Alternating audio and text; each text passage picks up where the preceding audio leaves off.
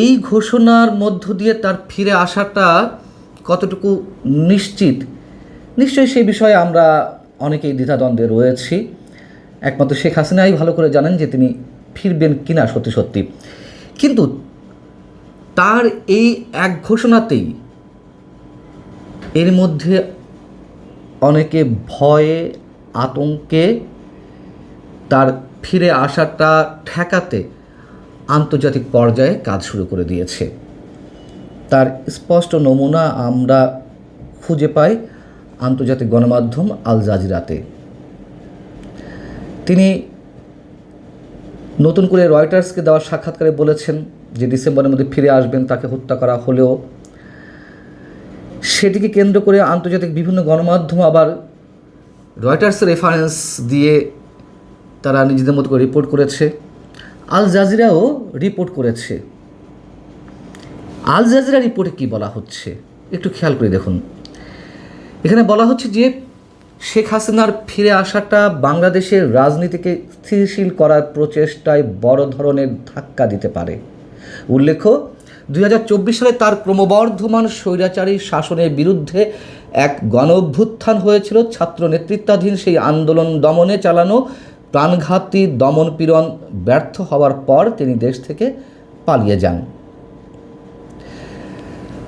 শেখ হাসিনা এর আগে ভারতের প্রভাবশালী গণমাধ্যম এনডিটিভিকে সাক্ষাৎকার দিয়েছিলেন। সেখানে তিনি বলেছিলেন ডিসেম্বরের মধ্যে যে কোনো সময় তিনি ফিরে আসবেন। আর রয়টার্সকে তিনি স্পষ্ট করে বলেছেন ডিসেম্বরের মধ্যেই ফিরবেন এবং তার দলের সিনিয়র নেতাদের নিয়ে আত্মসমর্পণ করবেন। এনডিটিভির ওই সাক্ষাৎকারের রিপোর্টটিও আন্তর্জাতিক বিভিন্ন গণমাধ্যম, গালফ নিউজ, রয়টার্স, জাপানের নিক্কেই এশিয়া, পাকিস্তানের ডন, আরও অনেক গণমাধ্যমও তারা রিপোর্ট করেছিল, এবারও করেছে। কিন্তু কোনো মিডিয়ায় আল জাজিরা যে ধরনের মন্তব্য করলো আর কোথাও আসেনি এ ধরনের মন্তব্য। মানে রাজনীতিকে স্থিতিশীল করার যে প্রচেষ্টা বাংলাদেশে শুরু হয়েছে সেটিতে ধাক্কা লাগবে। তার মানে আল জাজিরা কি বলতে চাইছে? শেখ হাসিনার বিচার করার প্রয়োজন নেই, শেখ হাসিনার দেশে আসার প্রয়োজন নেই। আমরা তো সবাই চাই যে শেখ হাসিনা যদি অপরাধী হয়ে থাকেন তার বিচারটি হোক, তিনি মামলা সরাসরি ফেস করুন। সরকারি পর্যায় থেকেও সেটি বলা হচ্ছে, এবং সেই বলার মধ্যে ডেপথ কতটুকু, গভীরতা কতটুকু, সেটি নিয়েও তো প্রশ্ন উঠেছে। এখন আল জাজিরার এই বক্তব্য নিয়ে কেন খণ্ডন করার চেষ্টা করছে বিষয়টা, যে আন্তর্জাতিকভাবে তার ফিরে আসা ঠেকানোর জন্য একটা প্রচেষ্টা এর মধ্যে শুরু হয়েছে। একটু খেয়াল করুন, সেটা হচ্ছে যে আল জাজিরা যদি শেখ হাসিনার ঘোষণা সম্পর্কে কোনো বিশ্লেষকের মন্তব্য নিয়ে সেটিকে কোট করত তাদের নিউজের মধ্যে, সেটি গ্রহণযোগ্য ছিল। যে নিউজের মধ্যে তো অনেকেরই ছোট করে মন্তব্য নেওয়া হয়, সেটি তো নয়। অথবা আল জাজিরার এই বিষয়টি, সেটিতে প্রকাশিত কোনো মন্তব্য প্রতিবেদন হতো বা কলাম হতো, আর্টিকেল হতো, ধরে নিতে পারতাম যে এটি কারোর ব্যক্তিগত প্রতিক্রিয়া, ব্যক্তিগত বিশ্লেষণ। কিন্তু তা তো নয়। আপনারা এই নিউজটি রয়টার্সের বরাত দিয়ে Al Jazeera condemned ex prime minister Hasina plans December return to Bangladesh শিরোনামে যে লেখাটি প্রকাশ করেছে, খেয়াল করে দেখুন। এটি নিউজ, সরাসরি নিউজ। সরাসরি কোনো প্রতিষ্ঠানের নিউজের মধ্যে এই ধরনের বক্তব্য যদি আসে, অবশ্যই সেটি আমাদের ধরে নিতে হবে এটি তাদের প্রাতিষ্ঠানিক বক্তব্য। অর্থাৎ এক্ষেত্রে আল জাজিরা তাদের যে চিন্তাধারা, তাদের যেই বক্তব্য সেটি প্রকাশ করেছে। তাহলে কেন করলো? একটা উদাহরণ দিই। আপনাদের নিশ্চয় মনে আছে কাতার ভিত্তিক আন্তর্জাতিক এই গণমাধ্যমটি আল জাজিরা, তারা বাংলাদেশে যখন যুদ্ধাপরাধীদের বিচার প্রক্রিয়া শুরু হয় সেটিকে নানানভাবে প্রশ্নবিদ্ধ করার চেষ্টা করেছিল। যুদ্ধাপরাধীদের বিচার প্রক্রিয়া থামিয়ে দিতে তারা সব ধরনের পন্থা অবলম্বন করেছিল।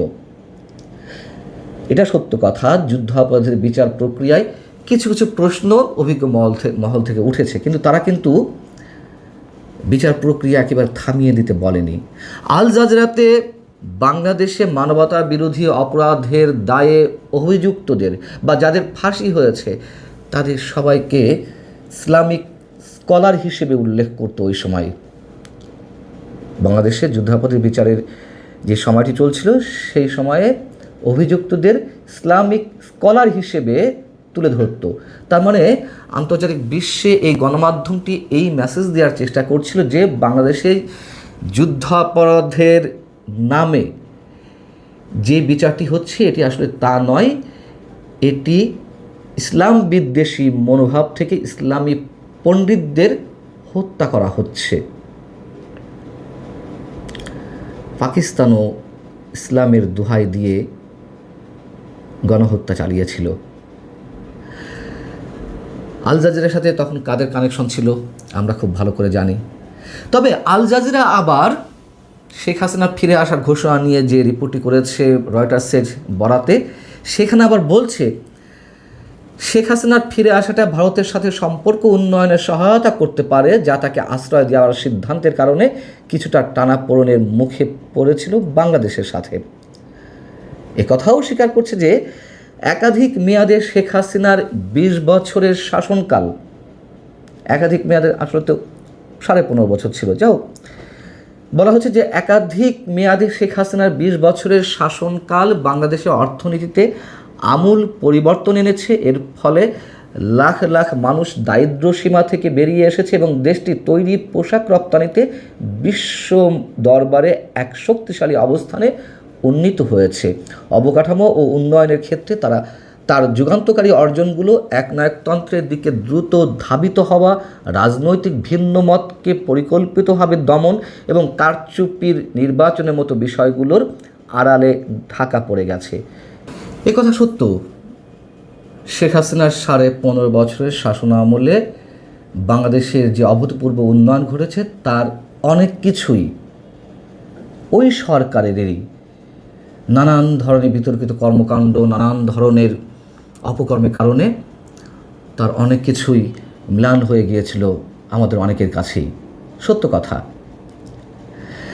আল জাজিরা আবার তার রিপোর্টে সরকারের বক্তব্য, বাংলাদেশ সরকারের একটি বক্তব্যকে তুলে ধরেছে আওয়ামী লীগের রাজনীতিকে কেন্দ্র করে। কয়েকদিন আগে আমাদের স্বরাষ্ট্রমন্ত্রী সালাউদ্দিন আহমেদ একটি অনুষ্ঠানে বললেন যে আওয়ামী লীগের রাজনৈতিক মৃত্যু হয়েছে, তার দাফন হয়েছে দিল্লিতে, সেটি এখানে তুলে ধরা হয়েছে। তো যদি দাফন হয়েই থাকে, আল জাজিরার মতন প্রতিষ্ঠান কেন শেখ হাসিনার ফেরা ঠেকাতে তারা উপযাজক হয়ে এই ধরনের মন্তব্য করছে যে তিনি ফিরলে বাংলাদেশের রাজনীতি উত্তপ্ত হয়ে পড়বে? এখানে বলা হচ্ছে যে বাংলাদেশ সরকারের পক্ষ থেকে শেখ হাসিনাকে ফিরিয়ে আনতে বারবার ভারত সরকারের কাছে দাবি জানানো হয়েছে, ভারত সরকার তা প্রত্যাখ্যান করেছে। তো ভারত সরকার প্রত্যাখ্যান করেছে বা মৌন রয়েছে, এটিও সত্য কথা, কিন্তু শেখ হাসিনা তো ফিরতে চাইছেন। তো শেখ হাসিনা যদি ফিরতে চান আর সরকারও যদি নিজ থেকে ভারত সরকারের কাছে বারবার তাকে ফেরত চেয়ে থাকে, তাহলে আল জাজিরাকে তার ফেরা ঠেকাতে কেন শুরুতে এই ধরনের মন্তব্য করছে? বাস্তবতা হচ্ছে যুদ্ধাপরাধের বিচারের যে এক্সাম্পলটি আপনাদের সামনে তুলে ধরলাম আল জাজিরার ক্ষেত্রে, সেটিকে কেন্দ্র করে আমরা জানি যে আন্তর্জাতিক এই গণমাধ্যমটির সাথে বাংলাদেশে জামায়াতে ইসলামীর একটি ঘনিষ্ঠ যোগাযোগ রয়েছে বা তারা লবিস্ট হিসেবে আল জাজিরাকে ব্যবহার করেছে। ঠিক এখনও আল জাজিরা সেই কাজটি করছে জামাত বা এনসিপির পক্ষ হয়ে, এটি আমার ধারণা।